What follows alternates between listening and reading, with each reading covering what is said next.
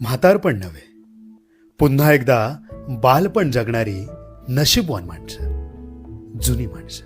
पण ह्यांच्या दीर्घायुष्य जगण्याचं नेमकं रहस्य तरी काय?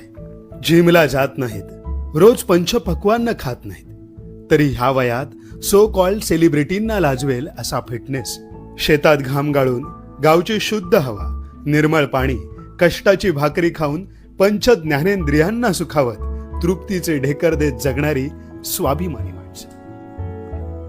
कोणाशीही स्पर्धा नाही, मटेरियलिस्टिक स्वप्नांमागे रेसमध्ये धावणं नाही, कष्टावर निष्ठा आणि निसर्गावर श्रद्धा ठेवून समाजासोबत जगणारी ही माणसं, ज्यांच्या जगण्याची उमेद बघून मृत्यू देवतेलाही लाज वाटावी अशी देव माणसं. त्यांच्या काळात इंटरनेटचं कनेक्शन नव्हतं, पण निसर्गाच्या प्रत्येक रूपाशी कनेक्ट होण्याचं नॅचरल इंटेलिजन्स त्यांच्याकडे आहे. स्वार्थात बुडालेले